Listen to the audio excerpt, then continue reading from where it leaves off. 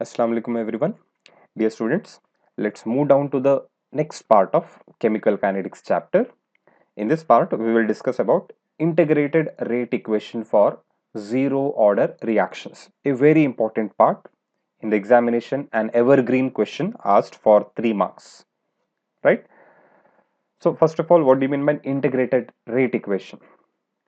जब हम कोई रिएक्शन का रेट मेजर करते हैं, दो मेथड फॉलो करते हैं, या तो एवरेज रेट मेथड फॉलो करते हैं या फिर इंस्टैन्टेनियस रेट मेथड फॉलो करते हैं।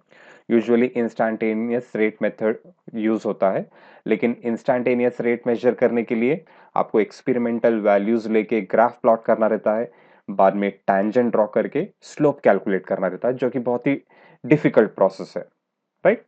इस वजह से अगर यही रेट यानी कि डिफरेंशियल रेट इक्वेशन को अगर हम इंटीग्रेट करेंगे, इंटीग्रेट करने के बाद आपको easily rate constant, concentration terms और एक पर्टिकुलर टाइम टी के बीच में एक रिलेशनशिप मिल जाएगा।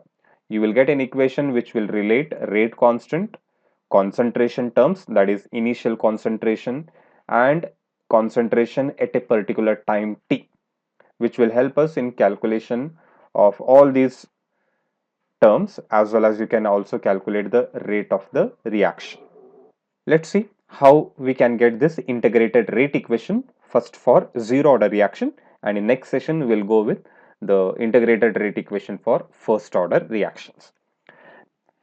Let's consider a zero order reaction. Consider a zero order reaction. कोई भी एक जनरल रिएक्शन लिख सकते हैं, जैसे कि R changing into product P, right? तो इसके लिए हम रेट लॉ लिखते हैं। रेट लॉ कैसे लिखेंगे? Rate is equal to K rate constant into molar concentration of R raised to 0. As we are assuming it as a zero order reaction, so concentration term will be raised to 0, right? Or rate in differential form, we write it as minus dr by dt, minus dr by dt is equal to K into R raised to 0, right? तो इसको थोड़ा rearrange कर लेंगे, ये dt term right side shift कर लेंगे और ये r raise to 0, anything raise to 0 will be equal to 1. So what you will get here is minus dr is equal to K dt, or I can write dr is equal to minus K dt, right? तो आपको ये relationship मिल जाएगा। अभी आपको क्या करना है, दोनों तरफ इंटीग्रेशन अप्लाई करना है। Integrate on both sides, integrate on both sides. You will be writing integration of dr is equal to integration of minus k dt. यहां पर इंटीग्रेशन का हम फॉर्मूला अप्लाई करेंगे जो आपने मैथमेटिक्स में पढ़ा है इंटीग्रेशन चैप्टर में। Integration of dx will be equal to x. Integration of dx will be equal to x. So here also integration of dr, you will get the answer as r.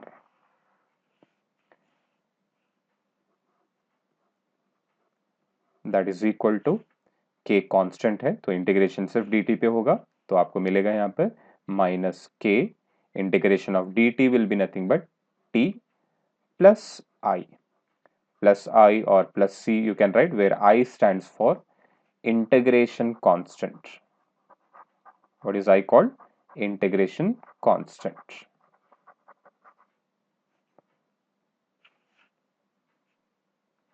Okay, तो r is equal to minus K T plus I आपको मिल गया। इसको हम mark out करते हैं first equation, right? अब यहाँ पे थोड़े सब्स्टिट्यूशंस करेंगे।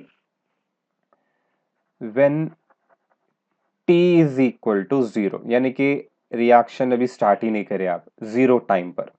जीरो टाइम पे क्या होता है, जो भी रिएक्टेंट का कॉन्सेंट्रेशन रहेगा वो इनिशियल कॉन्सेंट्रेशन रहेगा, क्योंकि वो अभी कुछ रिएक्ट ही नहीं हुआ है, right.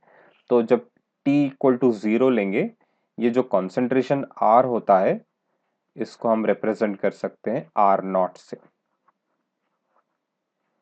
r is equal to r naught, where r naught is nothing but initial concentration, or you can say at 0 time the concentration of reactant is equal to r naught. r क्या होता है? r is the concentration of reactant at a time t, right यहाँ पे t लिख सकते हैं आप, या फिर ऐसे ही लिखे तो भी चलेगा, लेकिन r naught लिखने से ये पता चलता है कि ये इनिशियल कॉन्सेंट्रेशन है, राइट। तो when time is equal to 0, r becomes equal to r naught। तो अब ये वैल्यूज हम इक्वेशन 1 में सब्स्टिट्यूट करेंगे। Substitute in equation 1, right? So what you will get, r becomes equal to r naught, k as it is, और यहाँ पे t 0 है तो क्या हो जाएगा, this will completely become equal to 0 and you will be left out with I. So r naught is equal to I। तो यहाँ पे सब्स्टिट्यूट करने से हो गया क्या, आपको ये इंटीग्रेशन कांस्टेंट का वैल्यू मिल गया, I का वैल्यू मिल गया। I क्या है, r naught, right. Solve this, I will take it as 2। अब ये I का वैल्यू हम इक्वेशन 1 में सब्स्टिट्यूट करेंगे, right. Substitute I in equation 1. What you will get over here is, you will get R equal to minus KT plus R naught, right? R is equal to minus KT plus R naught. R naught is nothing but equal to I. You got it by substitution when T is equal to 0 and R equal to R naught. इसको rearrange कर लो, minus K T इधर ला लो, के T हो जाएगा, are को इधर लेके जाओ, माइनस आर हो जाएगा, तो यहाँ पे रिलेशनशिप आएगा R naught minus R, right. और k is equal to R naught minus R divided by t, right? So this equation we call it as integrated rate equation for zero order reaction, or it is expression for rate constant or velocity constant for zero order reactions। k को हम rate constant भी बोलते हैं, velocity constant भी बोलते हैं। So you got the relationship or expression for calculating rate constant for zero order reactions।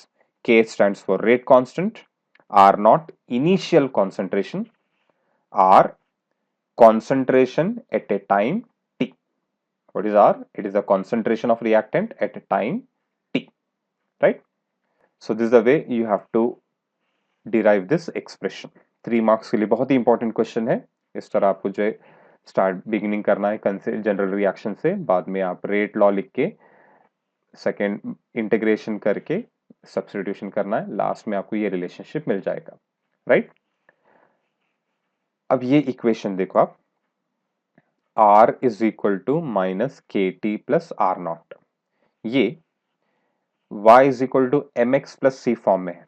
इसको मैं लेता हूं y is equal to M X plus C, जहां पर c इंटरसेप्ट बन रहा है r नॉट के बराबर है, और m जो है स्लोप है, that is equal to minus K. m is equal to what, slope which is equal to minus K, right. तो जब आप ग्राफ प्लॉट करेंगे कॉन्सेंट्रेशन y एक्सिस में लेके और टाइम x एक्सिस में लेके, तो आपको एक स्ट्रेट लाइन मिलेगा नेगेटिव स्लोप के साथ। This is the graph, very important, again can be asked for 1 mark also। plot a graph of concentration versus time for zero order reactions। तो आपको जो है y एक्सिस पे concentration लेना है r, x एक्सिस में टाइम लेना है t, straight line negative slope के साथ ड्रॉ करना है, और यहाँ पे ये इंटरसेप्ट होता है, this is the intercept R naught and slope is nothing but equal to K is equal to minus slope और slope is equal to minus k, right? So this is the integrated rate equation for zero order reaction. In the examination, when they are asking you the question, they will ask derive an expression for rate constant of a zero order reaction, right? So अगर पूछेंगे question 3 marks के लिए, बहुत ही evergreen question है, exam में आता ही आता है, या तो जीरो ऑर्डर या फिर first order, one or the other will be asked definitely in the examination, right? So consider R to P or A to P, then you write the rate, then integrate it, right? इतना लिखेंगे आप, तो आपको जो 3 marks मिल जाते हैं.